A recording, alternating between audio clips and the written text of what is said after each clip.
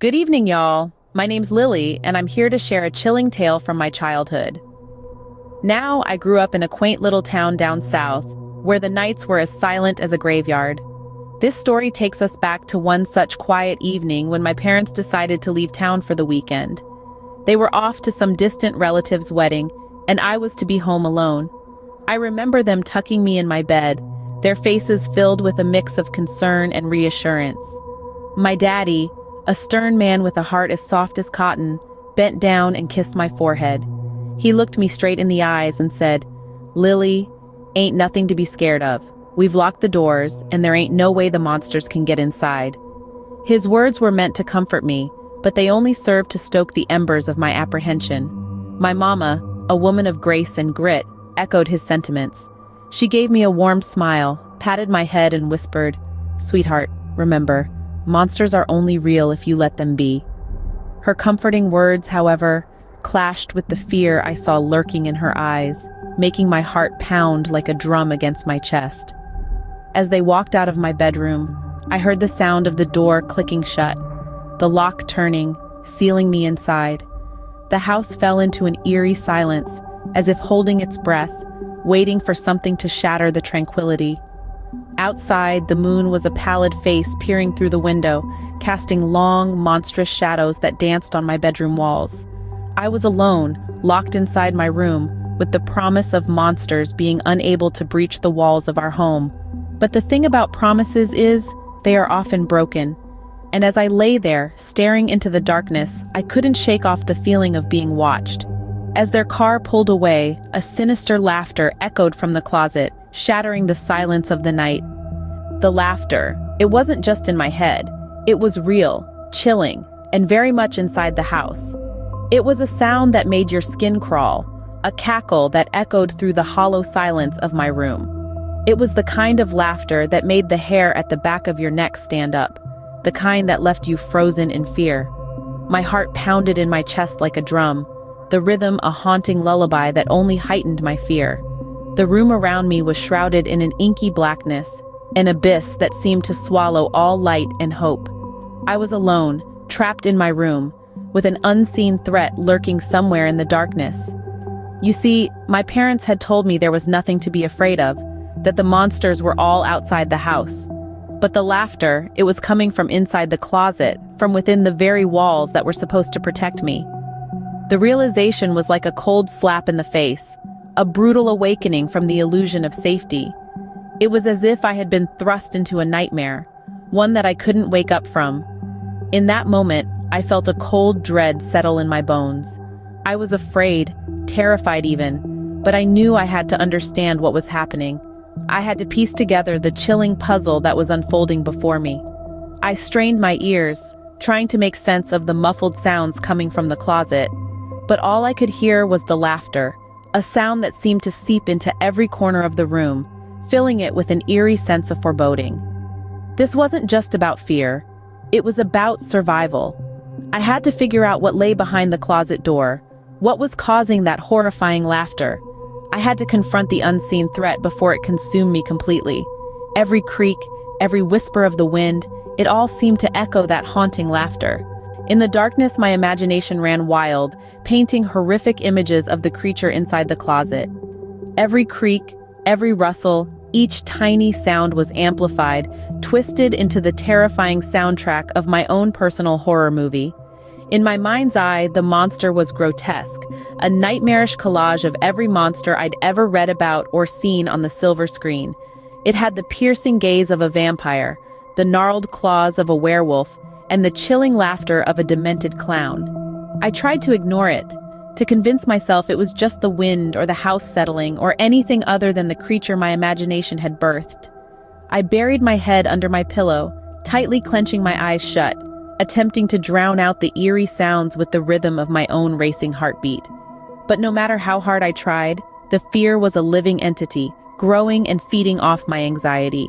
It slithered its way into every crevice of my mind, making me hyper-aware of the monster's presence. The once comforting silence of my bedroom was now a sinister symphony of the unknown, the unseen. I reminded myself of my parents' words, their reassurances that there was nothing to be afraid of, that the monsters couldn't get inside. But their words fell flat against the undeniable reality of the laughter echoing from within my closet. It was a hollow, taunting sound, a chilling reminder of my isolation. Every minute felt like an eternity, each second a battle against my own terror. I prayed for the dawn, for the comforting rays of the morning sun to banish the darkness and the monstrosity it hid. But the night was relentless, stretching on with no respite. As the hours passed, the laughter grew louder, more incessant, as if mocking my helplessness. The monster was there, just beyond the flimsy barrier of my closet door, reveling in my fear, feeding off my dread. And I was trapped, a helpless prey in my own sanctuary. I knew I couldn't just lie there, trembling under my sheets, facing whatever was in that closet. Fear is a peculiar thing. It can paralyze you, keep you rooted in place, or it can spur you into action. That night, it did both. For the longest time, I lay there, frozen, my heart pounding like a wild beast trapped in a cage. But then, I realized something. I realized that fear was just a feeling, and feelings, they come and go. They don't define us. It's our actions that truly matter.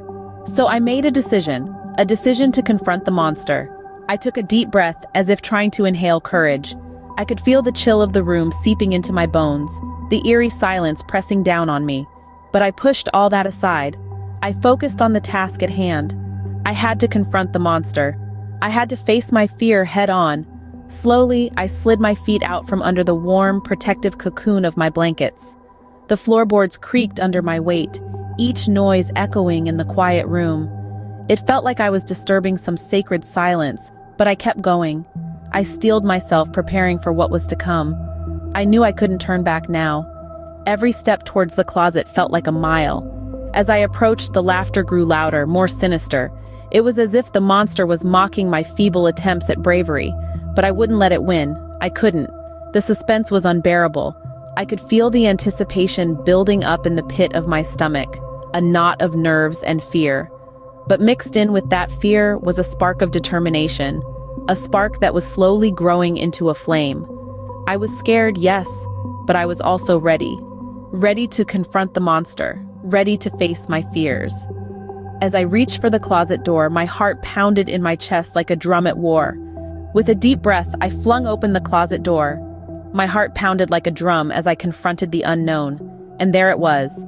Not a grotesque beast with gnarled teeth and claws, but a tangle of forgotten childhood toys, their shadows twisted into monstrous forms by the dim light. I felt a wave of relief wash over me, followed by a pang of embarrassment. I'd let my imagination run wild, turning innocent objects into creatures of the night. My fear, it seemed, had been the real monster all along, an internal adversary far more terrifying than any external threat. As I stood there, staring at the harmless pile of toys, I found myself reflecting on the evening's events. My parents had told me there was nothing to be afraid of, that the monsters couldn't get inside the house. And they were right, in a way. The monsters hadn't come from outside. They'd been here all along, lurking in the dark corners of my mind, waiting for the right moment to strike. But now, standing in the light of my revelation, I realized that these monsters weren't invincible. They were born of fear and uncertainty, and they could be banished with courage and understanding. The experience was a wake-up call, a stark reminder of the power of the human mind and the ways in which it can twist reality to fit its fears. It wasn't a pleasant lesson, but it was an important one. It taught me that fear is a powerful force, capable of turning the mundane into the monstrous. It showed me that the things we're afraid of are often not as terrifying as they seem, and that the real monsters are the ones we create ourselves. And so, as I tucked myself back into bed, the laughter that had once filled me with dread now sounded more like a gentle reminder. A reminder that fear is often just a trick of the mind, a shadow cast by uncertainty and doubt. From that night on, I understood that the real monsters weren't outside the house. They were inside, hiding in our fears. So there you have it, folks. That's my little tale of horror and courage. It's a chilling reminder that sometimes the things we fear most aren't the monsters under our beds or the ghosts in our attics, but the unseen threats that dwell within us. It taught me that courage isn't the absence of fear, but the triumph over it. And sometimes the most terrifying monsters are the ones we carry within ourselves. Remember, what truly haunts us isn't what's outside, but what we allow to grow inside. Good night, y'all, and keep those closets checked. Y'all, we're wrapping up here, but don't you go anywhere just yet. Show some love, hit that like button. Fancy more content like this? Go on, subscribe and let that bell icon ring so you won't miss a beat. Thanks for tuning in, and remember, sharing is caring. Until next time, stay tuned.